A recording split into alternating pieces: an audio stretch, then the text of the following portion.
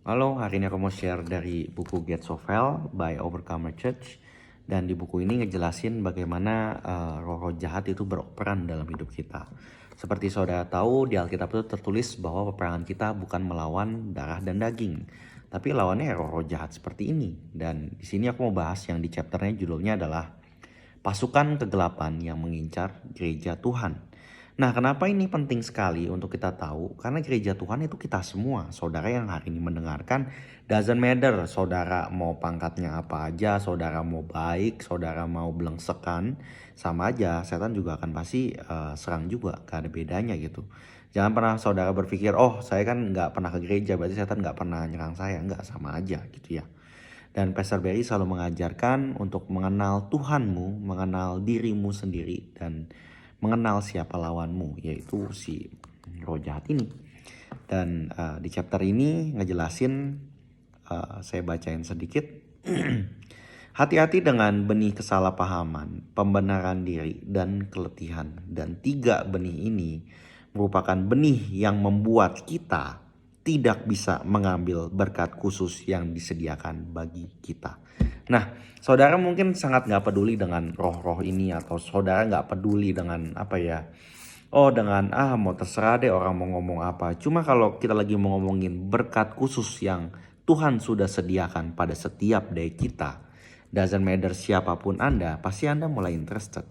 Dan tahukah saudara, melalui benih-benih yang setan tabur ini, kalau aja benih-benih itu istilahnya sudah dirami gitu dan sudah berakar dalam hidup kita, yaitu benih kesalahpahaman, benih keletihan, benih pembenaran diri, dan ada banyak lagi yang ntar aku bacain. Ujung-ujungnya itu apa? Buahnya itu apa? Buah dari benih itu. Buahnya adalah bikin kamu gak bisa nerima berkat yang Tuhan sudah sediakan pada hidup kamu. Itu doang gitu. Makanya saudara masih sebel sama setan. Karena kenapa? Karena itu setan pengen saudara itu gak mendapat berkat khusus. Berkat khusus tuh apa sih? Dalam kehidupan setiap day kita, Tuhan itu udah men-setting, meng-plan, men-tailor setiap orang. Itu setiap orang tuh rancangannya sendiri-sendiri. Dimana oke, kamu namanya Edwan misalnya. Atau kamu namanya misalnya namanya Ali gitu ya. Oke kan namanya Ali atau namanya Maria. Dan kamu di umur 3 aku akan sediain kamu ini, di umur 6 aku udah sediain ini, di umur 12 kamu misalnya udah jadi WL, di umur 18 kamu udah ke bangsa-bangsa atau apa. Itu adalah berkat-berkat spesial sama Tuhan. Dan ternyata setan itu gak suka itu, makanya setan mau bikin gimana caranya supaya berkat khusus itu istilahnya saudara gak bisa terima. Dan mungkin banyak orang saudara suka mikir berkat khusus tuh harusnya keuangan, sukses, jadi astronot atau jadi dokter. Itu bagiannya gak ada bagian dari itu. Cuma ada berkat-berkat yang aku bisa bilang lebih spesifik. Karena buat Tuhan istilahnya uang itu harusnya kecil sekali.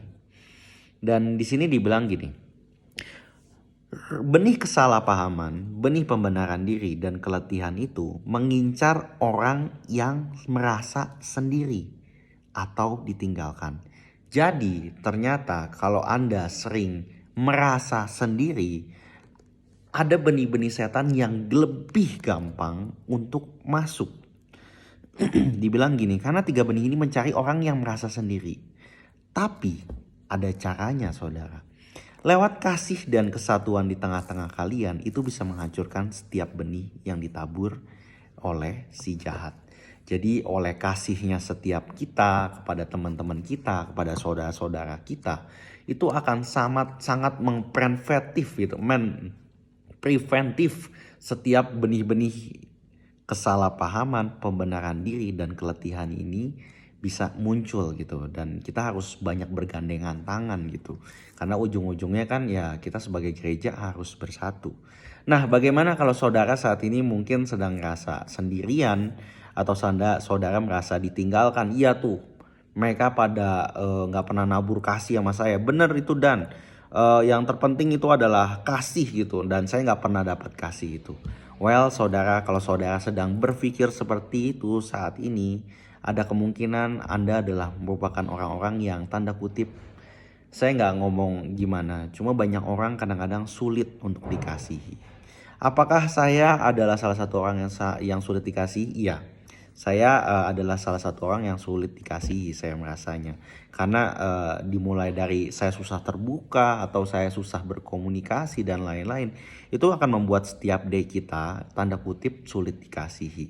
Atau misalnya lagi mau diajak makan sama misalnya anggota A, anggota B, bilang aduh mager, males lah gitu apa segala macem. Itu juga buat kita susah. Dan juga bagaimana kita bisa menerima kasih kalau kita nggak pernah nabur kasih.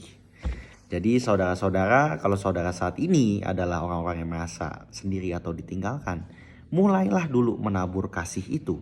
Mulailah nabur, hey mungkin kalau saya nggak ngomong nabur kasih itu mesti gift atau mesti uang atau apa.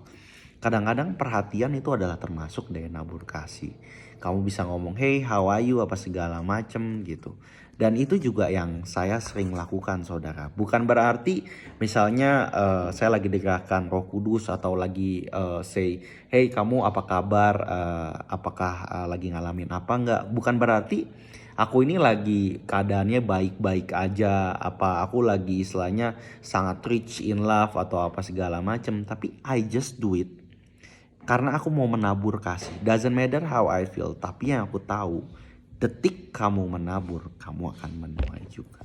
Dan demikian cara kita untuk menghalau atau memprevent 3 benih itu, yaitu kesalahpahaman, pembenaran diri, dan keletihan.